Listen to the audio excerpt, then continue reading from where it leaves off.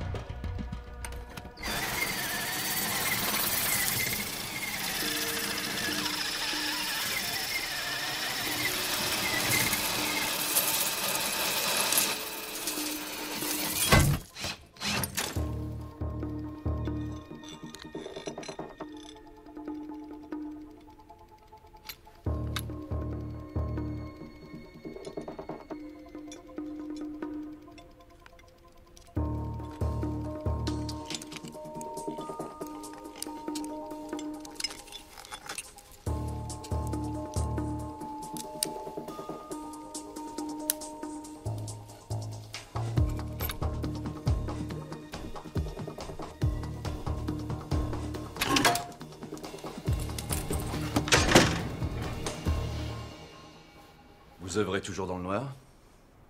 Oui, pour me sentir plus seule. C'est du billard, Stella. Bien joué. Carly s'est cassé les dents sur ce coffre. Spears aussi. Maintenant, vous savez qui appeler? Vous n'êtes pas donné, Stella. Les deux autres, au moins, on les paie en réduction de peine. Travaux d'intérêt général, liberté conditionnelle. Et je le fais pour l'argent, Paul. Maintenant, tu feras pas courrier. Vous regardez pas ce qu'il y a dedans? Jamais, c'est une règle. Bonne fin de journée. Salut, Charles. Salut, Stella.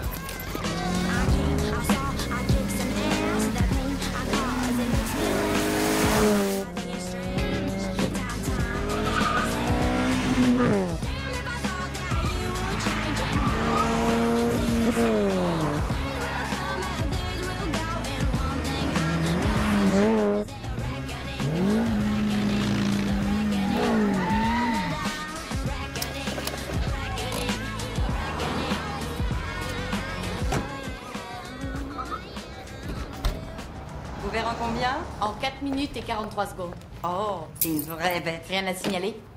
Don Milliken a appelé. Il a un prototype de serrure à combinaison qui veut que tu essaies. Il dit qu'il a ajouté 2 points de contact factices sur le canon de la serrure. Je ferai mine de paraître embarrassée une paire de secondes, ça le fera frissonner. Et il y a un Charlie Crocker dans ton bureau qui t'attend. Il dit que tu le connais. Charlie Crocker. Salut, Stella. Je croyais t'avoir dit que je ne voulais jamais te revoir. Si je me souviens bien, c'était le jour où tu m'as annoncé que mon père s'était fait descendre sous tes yeux après que tu l'aies embarqué dans une dernière combine. J'ai retrouvé son meurtrier. Il est à Los Angeles. Les lingots qu'il nous a piqués sont marqués d'une danseuse balinaise. J'ai été prévenu par un de mes contacts, Squelette Pete, qu'un fourgue de Los Angeles lui rachetait des lingots. Oui. Qu'est-ce qui te fait croire que c'est lui? Squelette m'a fait parvenir ça. Steve a changé de nom. Il s'appelle Fred Zelli maintenant.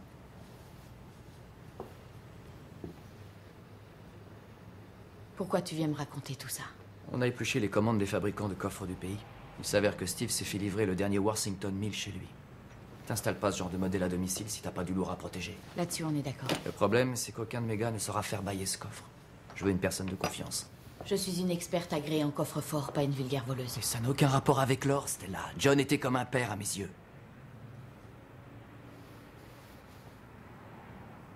Je regrette, mais si je veux réussir à tourner la page, il faut que je règle cette histoire.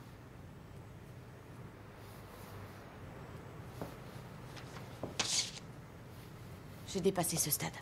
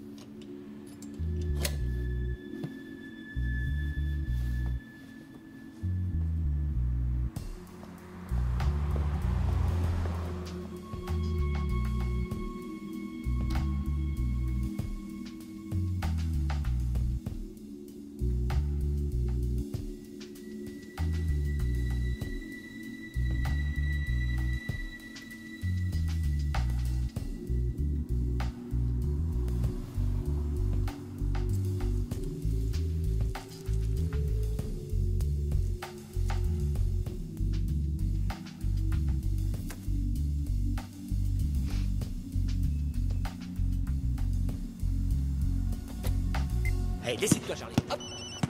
Allez. Hop. Allô? Je tiens à voir la tête de ce type quand il verra que son or s'est volatilisé.